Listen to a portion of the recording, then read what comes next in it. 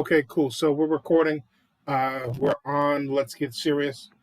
Back in the house with KD. So, all right. So where we left off was we were talking about uh, Bruce Lee's controversial statement that um, he would be defeated by um, Muhammad Ali, and so you were going in saying why you felt that he said that. Yeah, basically, I felt that he said that from Bruce Lee's. Bruce Lee was one thing that he mastered very well. Of course, he had speed. Of course, he had agility, and he had a good fighting style. What he mastered was his footwork. Mm-hmm. His footwork was the key principle to everything he did. Okay. And,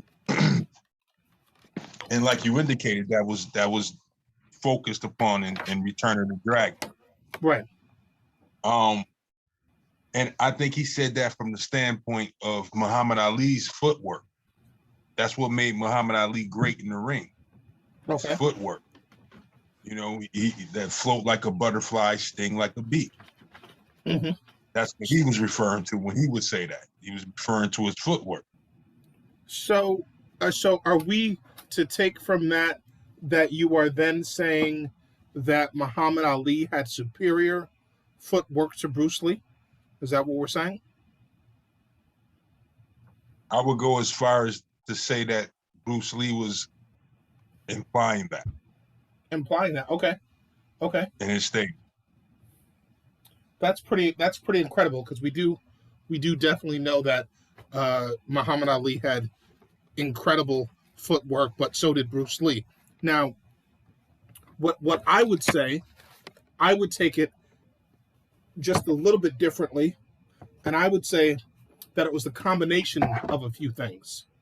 That footwork was a big basis of it, but when you added Muhammad Ali's weight and Muhammad Ali's punching power to Bruce Lee, maybe that would make him unstoppable.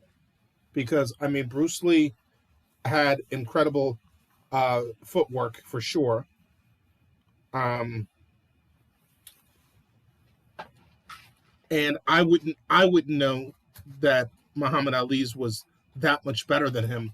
But one thing Muhammad Ali has that Bruce Lee does not have is that weight. What was he, like, at least 225 pounds or something? Yeah, as a heavyweight? Yeah, about 225. But you must 225.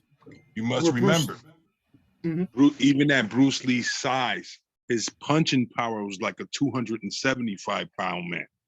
Okay. That's, yeah. I mean, he's got the 1-inch punch. No, for sure. That is something I definitely wanted to discuss, is his punching power.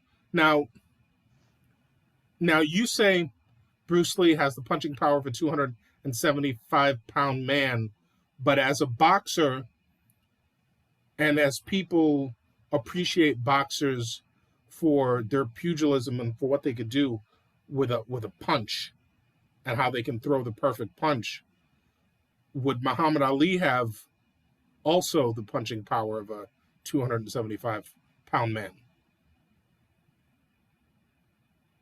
I would answer that by saying, with the right schematics, yes. Okay, but it sounds like you're saying not necessarily. If he catches him in the right position, at the right angle, in the right, yes, that's possible. Yeah. Okay, but you're saying not all the time, not all the time, not consistent. Okay. Whereas Bruce seemed to be pretty consistent with the power of his punches. Yeah, I mean, and then you gotta understand this too. The basic root of Bruce's fighting was Chinese boxing. Okay. So you're saying he was very skilled as a boxer as well. As a boxer as well. So, I don't think when he made that statement, he was making it from a person of a different wheelhouse.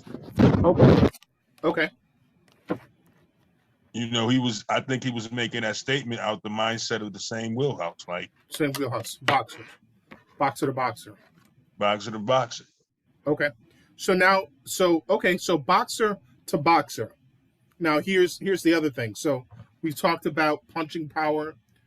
We've talked about weight, those being some deterrents for Bruce to be successful in a fight against Muhammad Ali. We've talked about footwork. Now, what about reach?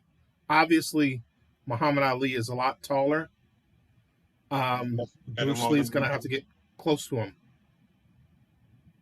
He's definitely going to have a longer reach. The advantage I think Bruce's will have is speed. Definitely. And which could be a very good advantage, because in speed he could get consistent contact. Yeah. As opposed to, you know, a 3-punch combo. You know, he might get a 6 or 7-punch combo off. Right. By the time you react, I mean, Bruce was so incredibly fast. By the time you react, you know, to your abs or your 4 more times. ribs getting hit, yeah, you might react to one part of your body and find yourself with an uppercut or, you know, several other hits. Yeah, that would be his advantage. Yeah, he'd have to get in there first. He'd have to get past the jab. But I think the and again, I think the battle would come down to footwork. Right. So the other thing they're going to have to engage. They can't just chase each other the whole time. So they're going to have to engage. It's going to come down to footwork. Right. So now when we're talking about wheelhouse and who could win in a fight between the two, I mean, my reaction is, are we talking about a street fight? Are we talking about a strictly boxing match? Are we talking about a mixed martial arts fight? What exactly are we talking about? I'm saying, I'm looking at it from a skill set versus skill set standpoint. That's what I figured. Because if it's a strictly boxing match, then, you know, obviously the boxer, the person who is only skilled in boxing, is going to have some advantage. Right. However, if we're talking about skill set to skill set, what is a boxer going to do when he starts getting kicked? And he's not used to getting kicked. Not to say that boxers. Right. Okay. But they're only used to blocking. Yeah, blocking upper body. Yeah, right. Yeah, right. blocking upper body. I mean, not to say that boxers haven't entered MMA fights. I just don't know how they've done. I know wrestlers have done well. I don't know how strict boxers have done in MMA fights. Well, I tell you, basketball players don't do good in boxing matches. Are we talking about Kareem Abdul-Jabbar? That's just the viewer discretion. Nope, not Jabbar. I was talking about Nate Robinson. Oh, okay. Yeah, viewer discretion. Boxers do not do well in boxing. I mean, basketball players do not do well in boxing matches. Yeah. So what happened there? Was he just someone who, you know, thought he could fight or was known as being a fighter? I think what happened in that situation, I think he wound up doing something or committing to something that he didn't have a full understanding of. Okay. Did he get beat up pretty bad, or? Yeah, I think he was thinking exhibition. Mm.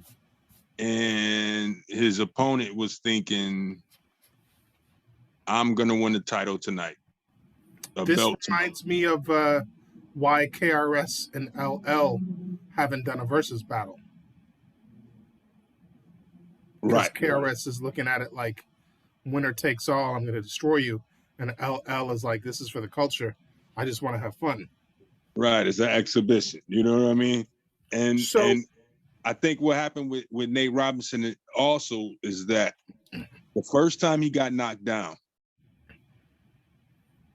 they left it upon him to say he wanted to continue. okay. But it was clearly obvious, he did not realize he had gotten knocked down. He didn't realize he had gotten knocked down. Right. The first time he got knocked down. Really? So he stood back up and just time And had kind of was talking to the ref and was like, yeah, I want to go on. Like, come on, let's go. But I don't think he consciously realized he had just got knocked down. Right. You know what I mean? Like, you need to take a second, let the ref count them seconds out and gather yourself and then go back at it. I don't think right. So the ref let him go back out and he got knocked back down again. And that was it? No, the ref let him go one more time. He got knocked down again, and I think the ref realized then that this might be dangerous. Okay. It's over. Okay. And he stopped. Now, how does something like that happen? I mean, to me, it's dangerous for two people to enter a fight. One of them is a professional, one of them is not, but there's not a clear understanding of what kind of fight this is. Well, the guy he was fighting was not a professional boxer. Okay. The guy he was fighting was a YouTuber. Oh, okay. And he was just a famous YouTuber. So it was set up like a celebrity, but once again, it was set up just like a celebrity thing. But once again, I don't think Nate Robinson understood that it was an all-out, boxing match, like no holds barred. You know what I mean? Right. I think he thought they was going to throw a couple punches, whatever, and work it out in the ring. Yeah. I don't think that he was getting in there and fighting for real. Right. Because obviously the kid that he did fight trained. Well, yeah, it sounds like someone didn't do their homework. Yeah, that but too. I mean, not really knowing the situation, I'd say whoever these promoters were, someone should have made it very clear what was happening. Sounds like it wasn't made very clear. It wasn't. And then when you read like the kid that beat him he made, he's a YouTuber, so he made a lot of money off of that joint. Mm-hmm. But Nate didn't make a lot of money. From what I heard, he got $600 for it. What? Yeah. And what level? We're talking a Tyson comeback fight. You'd open the card for a Tyson comeback fight. Like that's somebody made a lot of money off that. So Nate Robinson, his name is? Yeah, Nate Robinson. I mean, what kind of money does he make in basketball? If I'm not mistaken, he's retired at this point. Okay. What kind of money was he making? He won a slam dunk competition, maybe two. He was an integral player for the Knicks. Okay. He had a good career. Okay. Yeah, that's somebody did him dirty. Was this was Don King involved with this at all? You know what? It was an off-brand company. Mm-hmm. I've never seen the company before. I would say that I would have been pissed for $600. But Especially, it sounds like there was some I risk. gotta be honest. It was an off-brand company. When I saw the logo, I was like, I wonder if this Don King fronting. Yeah. Yeah. But yeah, it was some off-brand company. I'm not sure about if Don King was involved or not. Yeah, that sounds pretty out of pocket. So yeah, getting back to Bruce, the other piece of information that I had was what's his name? Jim Kelly was mentioning some of the people he saw Bruce fight, and he wouldn't give out any names, but he just kept hinting that they were big names that he had fought. And he was saying that he had fought people of all sizes. He was making it very clear that Bruce Lee was taking down people of all sizes, is what he kept saying. So, I mean, at the end of the day, I think size is something that Bruce Lee could get through. But then again, with Muhammad Ali, we're talking someone with an incredible skill set, not just size. So you believe that Bruce Lee wasn't just being humble, that he actually thought that Muhammad Ali could beat him. Right. Because of his footwork. Because of his footwork. But you don't sound like you necessarily believe him, though. No, I do believe him. Oh, okay. So you believe that Bruce Lee is correct, that Muhammad Ali could have beat him. Right. I believe he's correct. Okay. That's very interesting.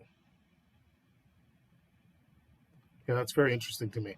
So one person just has hands alone and skills, and the other person can do all types of kicks and all type of throws and chokeholds and all types of stuff. So when you look at Bruce Lee's art form, like his skill set, before he attacks, he studies. Mm-hmm. Right? Mm-hmm. And one of the things he's studying is how your feet are positioned. Okay. So he'll know how to attack you, how you can defend yourself, how you will have to move if he attacks you a certain way. Right. You know what I mean? When you got somebody who can stand up and fight, but keep their legs moving in different. Have you seen Muhammad Ali fight? For sure. I mean, not super recently, but yeah, for sure. I've seen a Muhammad Ali fight. His footwork is amazing, man. Like what he does with his footwork, you shouldn't be able to do. Okay. You know what I mean? Like, yeah, it's almost like he's dancing. Yeah. Yeah. Yeah. You know, and he can keep his balance doing it. So I can see how that would confuse somebody who would have to fight with the skill set of Bruce Lee. Yeah. So let me ask you a question. Kind of in the back of my mind when we see that scene in Return of the Dragon. Do you think Bruce is paying homage to Muhammad Ali with his? I absolutely do. Okay. I absolutely do. I know exactly what scene you're talking about. Yeah, the scene where he starts beating Chuck Norris. He's losing at first when he's just sticking to the ground, and then all of a sudden he kind of like starts playing with his nose and kind of getting, in his bag, and he starts bouncing. It starts bouncing and dancing. Yeah, I absolutely think he's paying homage to Muhammad Ali with that. Okay. Yeah, so that's interesting. One of the things that I read about Muhammad Ali, one of the amazing things about him was they said he invented a new style of boxing in the middle of a boxing match in order to beat his opponent. He did. Rope-a-dope. Yeah, exactly. Yeah, rope-a-dope. I I don't remember who it was that he fought. I don't know if it was. I don't it think it Frazier? was. It wasn't Sonny Liston. It was. I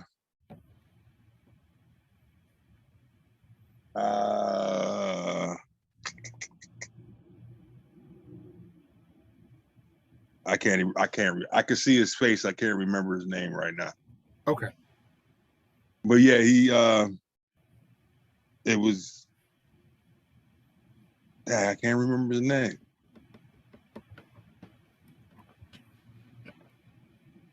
But yeah, he invented it to basically beat his opponent. But like on the spot, he invented it. On the spot. In the middle of, I'm about to lose this fight, he invented.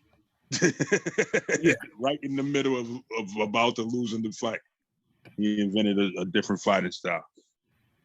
And boxers use it to this day. Yeah, Rumble in the Jungle. Oh, it was George Foreman. George Foreman. Okay. Yeah. Yeah, that's pretty incredible. Yeah, so now I can see a lot of similarities between Ali and Bruce Lee. Oh, it was definitely an influence there. Yeah.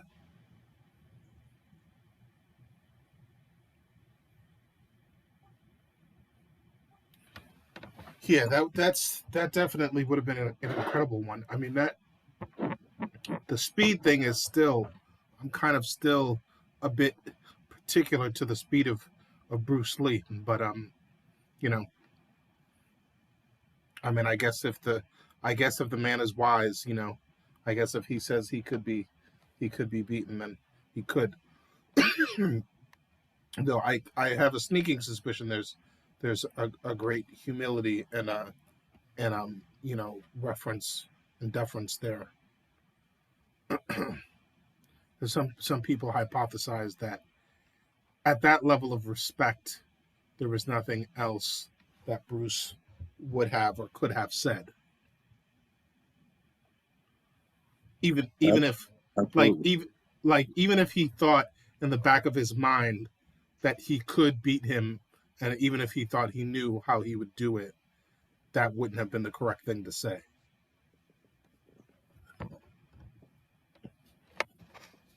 I can see that.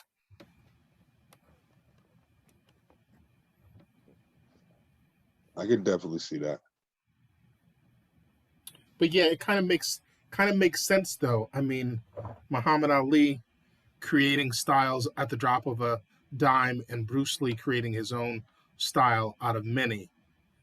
You know, and then both, you know, studying their opponents and deciding how to attack based on that. Right.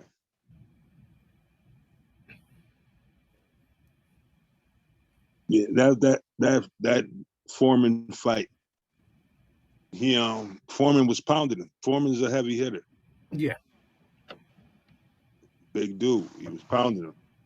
And beat him into the ropes. And you know that's a no-no. Don't get caught in the ropes. But he started using the ropes. He used the ropes to tire Foreman out. Bouncing off back and forth off the ropes. Right. And when he got him tired, bought the pain. Now, when he was doing that, he was missing though, right? The Foreman was missing. Foreman was missing, swinging at him because he was bouncing off the ropes though. He was using the ropes to like a springboard, like a bungee or a springboard. You know what I mean? Yeah.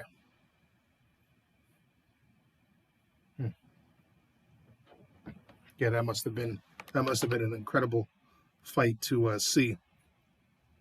Yeah. I was hearing Mike Tyson talk about, you know, when he got into fighting and he finally got to talk to Muhammad Ali, he said that he was going to, you know, take down the person that beat Muhammad Ali. Was that Sonny? Liston, or who was that? Who was the person Mike beat that beat Muhammad Ali?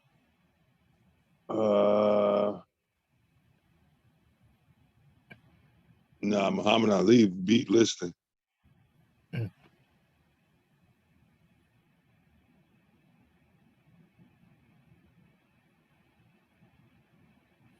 I think Foreman. Oh, okay. Okay, yeah. Yeah, I think it was Foreman. The second time around. Wait, no, Larry Holmes. Larry Holmes, that's who it was. Yep. That's right, Larry Holmes. I forgot about Larry Holmes. Yeah. That's DJ Vlad was asking Larry Holmes if he had heard the Tyson lyric. Niggas looking like Larry Holmes, flabby and sick. It's kind of a silly, almost like snake kind of question to ask. Like, why would you ask somebody something like that? Like, DJ Vlad's an asshole. Yeah, he is. Here, I got to go to the bathroom real quick. Hold on. All right. He's something else. I see they even have someone else now doing some of the interviews. Yeah. A black dude. So I think he's trying to, yeah, he's trying to clean his image up. What's that? Trying to clean his image up. Yeah, trying to clean his image up. Yep. But I guess he's sticking to, how he felt. I think he did both. Yeah, a lot of people say that. I mean, they've certainly definitely looked at some of his stuff. I mean, I've always been surprised at what people will talk about, even from stuff from a long time ago, where the statute of limitations is supposed to be over. Like when some of these guys talk about the money that they use to start some of these labels, I'm like, that's conspiracy stuff. Like, I don't understand why anyone would admit to drug money starting a record label. I don't know why they would admit that. Right. I mean, to me, that's FBI stuff, that's RICO stuff. That's not stuff to play with. But everyone's doing it. I feel like everyone from Wu-Tang to, well, maybe Wu-Tang didn't actually admit it. Wu-Tang was just like, oh, it was $100 a piece. All the clan members came with their little $100 and we put it together for $800 and we did our demo. But everybody else is like kind of openly admitting where their money came from. I'm always surprised, like one law changes or someone has an interpretation of a law and all of a sudden, they want to go after your record label. Right. And you openly admitted something you didn't have to. And it's over. Crazy. That was crazy. Did you see Coming to America too? I did. Did we talk about that at all? I did not enjoy it. Mm-hmm. I'm kind of surprised. I'm kind of surprised that they, supposedly the story was, I almost called him Simi.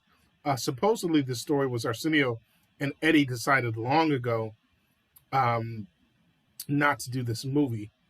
And then somehow something recent inspired Eddie to go ahead and do it. And the thing I don't understand about that is, A, what in the world was so crazy about this new story that you just had to do it? And B, they turned down Ryan Coogler and Michael B. Jordan, who wanted to do the story. So you're telling me that this story that we saw was better than what those two were going to come with? Yeah, I think it sucked. Yeah, I didn't think it was so good. I mean, there were definitely funny parts. I will say that Tracy Morgan, I think, was the funniest thing about the movie. And if the movie had just been 20 minutes of Tracy Morgan, it would have been better than what it turned out to be. Wesley Snipes was funny. Wesley Snipes was cool. Even him, I feel like he could have been used better, but there is something about him that he shines in whatever he does. But even him, I think they could have written something better for him. But yeah, he's Wesley Snipes, so he's gonna do his thing. Yeah, there were parts that seemed like they were ad libbed that like felt like the whole movie should have been like that. Like the part where Eddie Murphy is like, "This is some bullshit," when he's in the bed with his wife who won't, give him any play. She's angry with him. Right, that felt like a genuinely funny moment, and I'm like, how come there wasn't more of this? So I don't know. I just think some people, when they have kids, they lose their mojo, and I don't know if he's just weird now that he has kids and he doesn't want anything to be offensive or I don't know. I don't know if there was just something he had a certain mojo to him when he was back in his partying days that he kind of lost. Like maybe he just, is in dad mode now or something, but it's just not the same. Definitely not the same, Eddie. But then, Dreamgirls was great. Dolomite was good. So you'll definitely see some bright spots, but it's not the same since he started doing the Nutty Professors and all that stuff. And even that, the first one was great. It was new and something people hadn't seen, and then I think it started turning into something else. Captain Pluto sucked. Yeah, I didn't see Pluto Nash, but I heard Pluto Nash. I heard bad things recently. Someone told me that my boy Matt told me that he started feeling like Coming to America started feeling like Pluto Nash to him. It just wasn't. I don't know. To me, one thing that was kind of evident to me was it was definitely a cheaper production. It was definitely cheaper. Even when you see the big, what's that? The director sucked. Oh yeah. Who was the director? Somebody new. Oh, okay. Yeah, that's. It wasn't the same person that did the first one. Yeah, I don't understand. Like, you're already in a position where it's going to be difficult to capture the gold of the first one. You got to do certain things correctly. Like, you got to have the best directors, the best writers. Like, that's the foundation. That's not where you play around.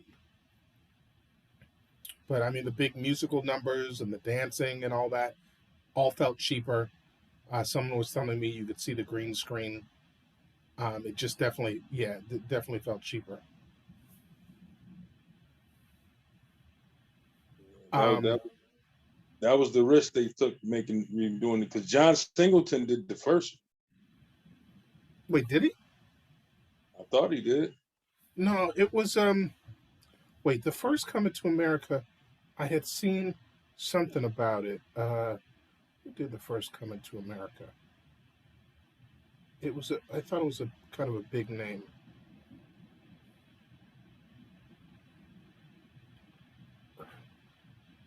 Oh, John Landis. John Landis did. Yeah, John Landis did the first Coming to America.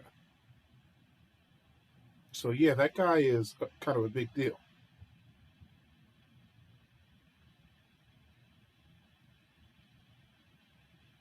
Yeah, they should have went back with him, because this is I don't know. It was just like all it was. It was like watching a high school reunion. Yeah, it was. Yeah, it just wasn't. It wasn't right. It wasn't right. And you know, they kept referencing the first movie, and it just kind of felt. It felt a little sad, and it kind of felt like I don't know. It kind of felt like some kids had broken into the school and they were like fooling around on stage or something. Yeah, Like right. this didn't feel like a real production. You know, they had broken into the costumes. They had found some pretty good, some dope costumes. You know, they had kind of like written their own script at the last minute, and yeah,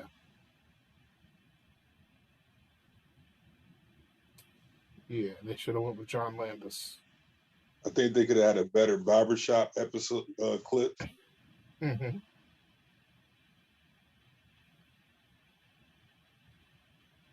Yeah, and I can't imagine the writers. I can't imagine the writers being the same.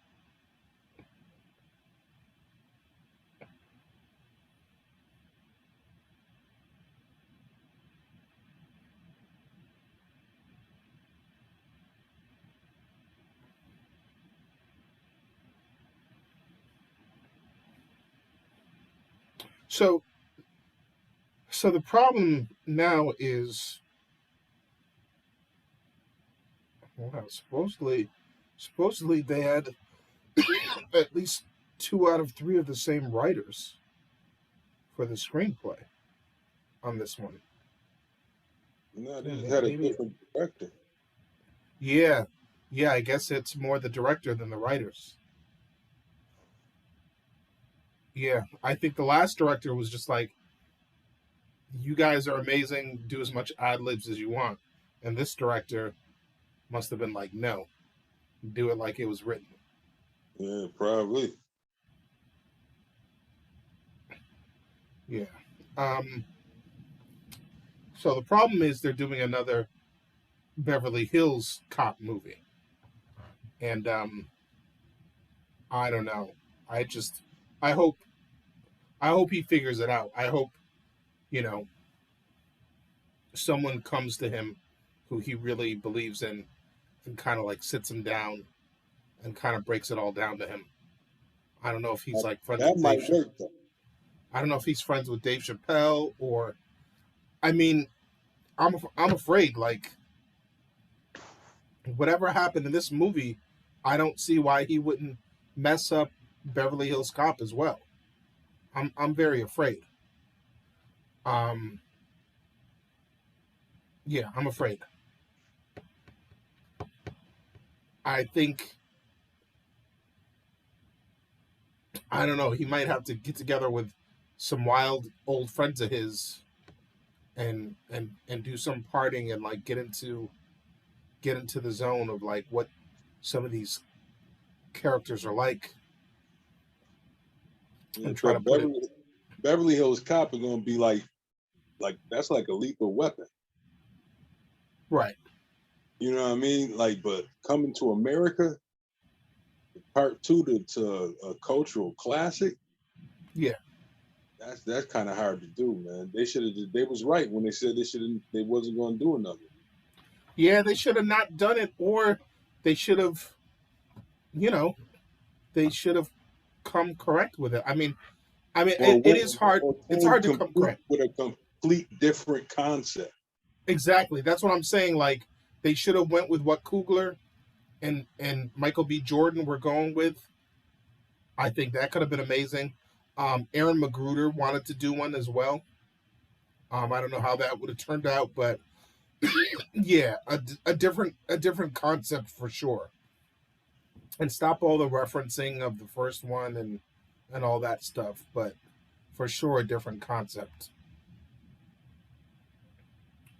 Um,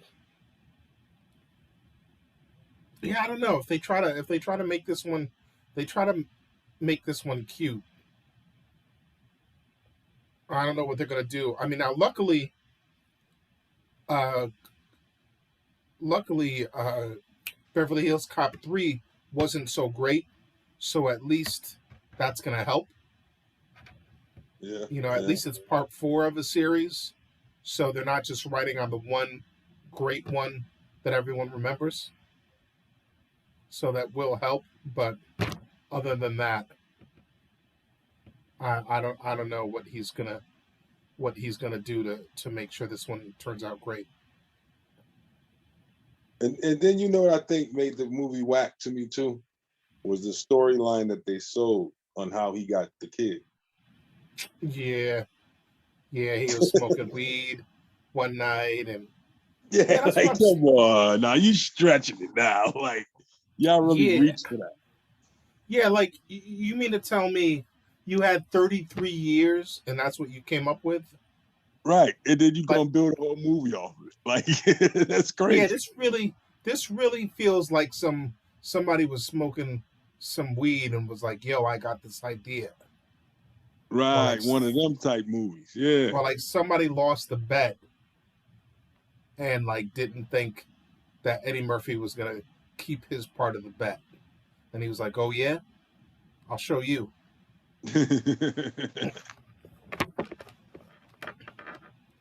Because that's definitely different. That's definitely different. That one, I just hope they don't. What would be smart is at this point take his wackest movie and kind of like make fun of it or something. Like do a part 2 to like the wackest thing he's done. Which I don't know, maybe that's Pluto Nash or something. Yeah, that would have to be Pluto Nash.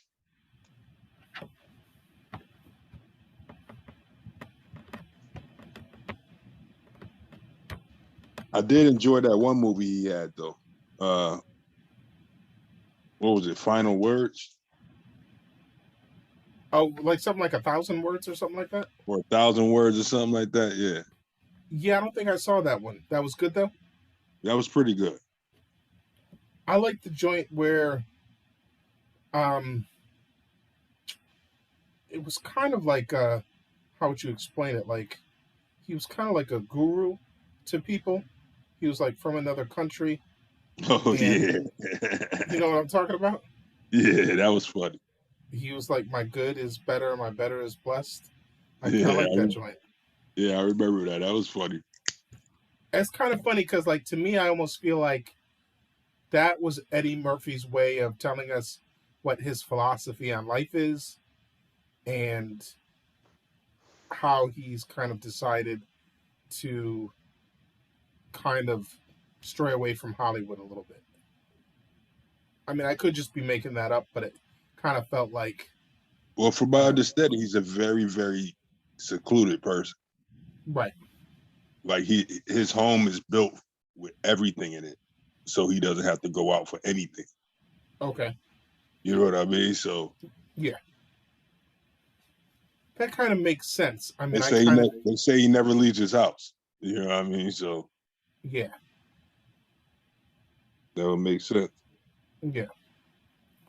There was that movie, and then there was the Vampire in Brooklyn movie, which, see, that movie was like, it wasn't like the best movie, but it was still like a decent flick, It was a cult following. Yeah.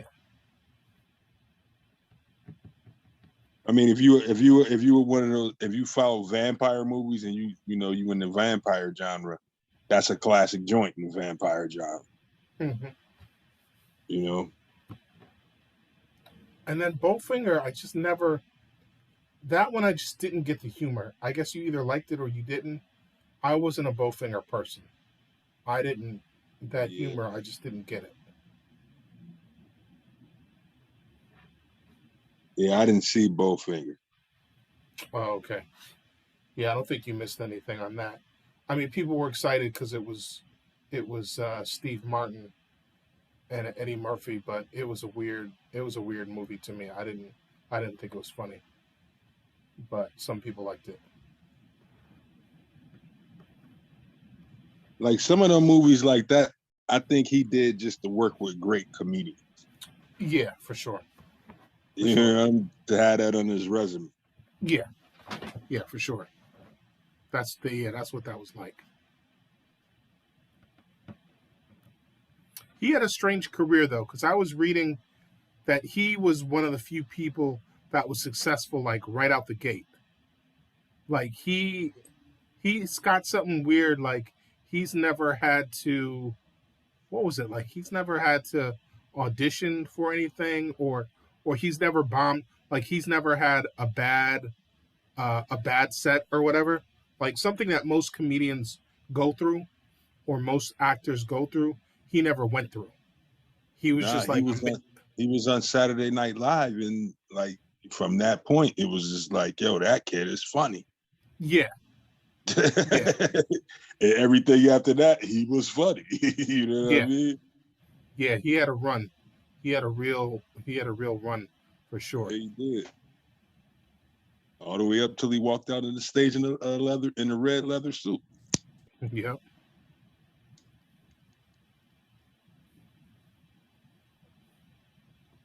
So yeah, my prediction is Very Beverly rich Hills man. Cop. What's that? He's a very rich man. Yeah, yeah, for sure. Yeah, very rich. But yeah, my prediction is Beverly Hills Cop is not going to be so great, unfortunately. I think it's gonna be better than Coming to America too. I hope so. I hope so for sure. You just got to Because wonder, like, what is that and skill set? what the other thing is this is that in their benefit, I will say that the movie may have been done the way it was done because of the the popularity of the new generation, the new viewers, Hmm. because they've seen the old movie by now. It's been 20 something years. So even a younger generation has seen the first one. Are you sure about that though? Because just because the movie is old, just because they've had plenty of time to see it, doesn't mean they have. Well, I'm speaking from like our culture and our community. Okay. You know, that's Okay. like something that we all been watching since Since it it came came out. out. You know what I Yeah, yeah, mean? So yeah. I I get what think you're saying. I think they filmed the second one to be more family oriented, Yeah, and they softened it down a lot. yeah. See, that's a big problem to me. Is like you have your people. You know, if you wanted a funny ass family movie, you should have went to Sinbad, and he should have sat you down and showed you Right, how to do it. Because Sinbad can make the funniest family movie ever. But if right, you're Eddie Murphy and you're trying to soften your shit down, you've been doing that for years already. It hasn't been working. right. It just hasn't been. But I say that to say the point that I think that Beverly Hills Cop, it already has that frame for that to be as loud as you want. So I think he'll be able to give a better performance. So you're saying there's no there's no temptation to try to soften it down. Well, there's no restriction there, yeah, Okay. because of the type of genre that movie is. Right. You know, Yeah. that Yeah. movie Well, had. I mean, when Beverly Hills Cop 1, 2, and 3 had more cussing in it than any movie I ever seen right. on TV at the time. Right. Right. Right. Yeah. I learned a lot of cuss words from those movies. Yeah. Yeah. Now let's hope. Now let's hope. Let's hope for sure. Because they Oh, can't be messing us up like that. hold on I'm one like, second, Mike. 1 yeah. second. Okay.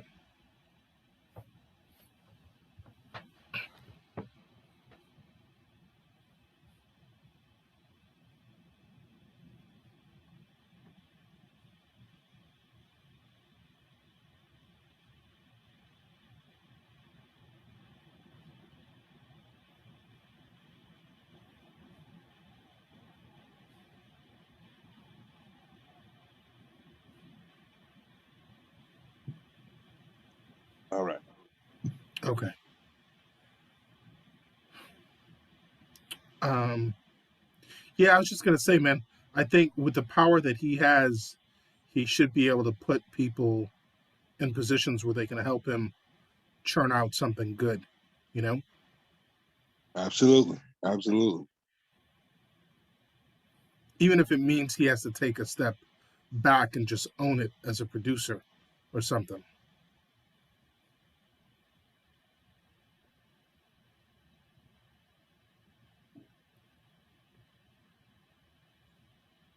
And you know what else I would have liked to have seen? I would like to have seen somebody like what's his name? What's the comedian name? The black guy, Jay, he does the impersonations. Jay Farrell. Jay Farrell. Why don't you have a Jay Farrell in there doing impersonations too? Right. You know what I'm saying? Like, if you're trying to continue on the franchise, pass the torch as well. Yeah. Yeah, for real. Because one of the characters that Eddie played didn't age well.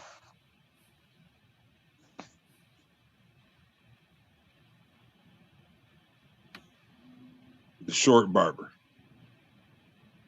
Oh yeah, that's his friend. Yeah. Yeah, he didn't age well.